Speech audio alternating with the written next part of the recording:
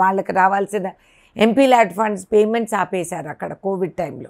అవన్నీ విడుదల చేయించుకుంటా. ఇప్పుడు సరే ఖమ్మం సంబంధించి సోనియా గాంధీని ఖమ్మం నుంచి కంటెస్ట్ చేయమని కానీ తీర్మానం చేసి రాష్ట్రం నుంచి పోటీ చేయమని తీర్మానం చేసింది. దానిలో ఖమ్మం అని కూడా ఉందా?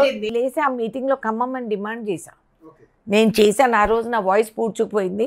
But I stood up and I said Khammam Khammam Khammam because న్యాయంగా అండి ఖమ్మంకి అర్హత ఉంది. ఎందుకంటే రాష్ట్రం అంతా ఒక రిజల్ట్ ఇచ్చినప్పుడు ఖమ్మం నిలబెట్టింది కాంగ్రెస్ జిల్లా అనేది. సోనియా గాంధీని పోటీ చేయమన్నారు కదా.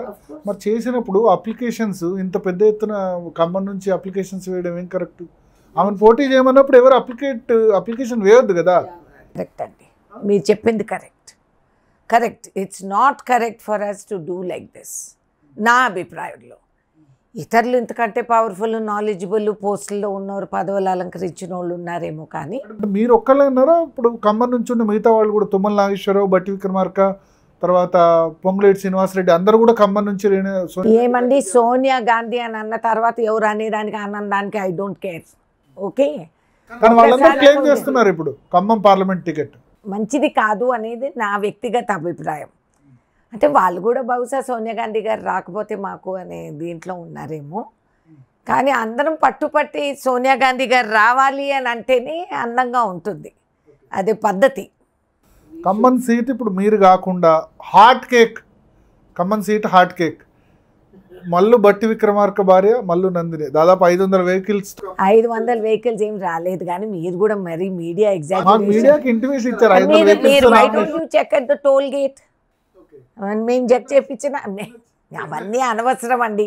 500 5 బండ్ల, దిస్ ఈజ్ నాట్ నామినేషన్, ఇది only application.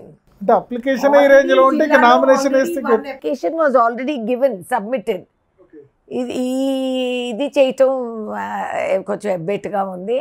Khammam DCC president support చేశారు. వేరే మా డీసీసీ ప్రెసిడెంట్ అసలు మా జిల్లాకి డీసీసీనా ఎవరికన్నా వ్యక్తులకి డీసీసీనా మీరే అడగాలండి. అంటే అట్టహాసంగా చేసి ఉండాల్సింది కాదంటారు. ఏం హాసంగా ర్యాలీ కాకుండా మామూలుగా నామినేషన్ వేసారు కదా ఆల్రెడీ, మామూలుగా అప్లికేషన్ పెట్టుంటే. కానీ చాలా మంది జనం కూడా వచ్చారు అక్కడ. గాంధీ భవన్ తోపులాట కూడా అయింది అన్నారు. మీరేమో జనం లేదంట. నేనేం అనలేదు, జనం లేరని నేను అనలేదు. 500 కార్లు లేవు అన్నా అంతే.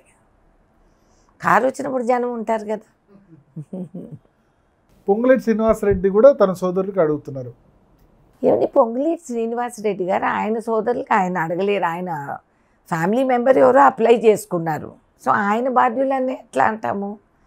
వాళ్ళు ఎవరైనా ఎనీబడి ఈజ్ ఫ్రీ. రెడ్డి గారు అడుగుతున్నారు, తుమ్మల నాగేశ్వరరావు గారు అడుగుతున్నారు, అందరూ మొత్తం అన్ని ఫ్యామిలీస్ అడుగుతున్నాయి. ఖమ్మంలో ఉన్న మేజర్ ముగ్గురు మంత్రుల ఫ్యామిలీ మెంబర్స్ కూడా వాళ్ళ ఫ్యామిలీ మెంబర్స్, ముగ్గురు మంత్రులు కూడా వాళ్ళ ఫ్యామిలీ మెంబర్స్కి టికెట్ అడుగుతున్నారు.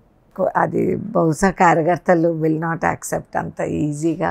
కేంద్రం ఏం నిర్ణయం తీసుకుంటుందో నాకు తెలియదు. కానీ ఒకటి మొన్న కవిత లిస్టు చదివారు. మమ్మల్ని ఫ్యామిలీ పాలిటిక్స్ అంటారు కదా. 22 ఫ్యామిలీలు కాంగ్రెస్లో లిస్టు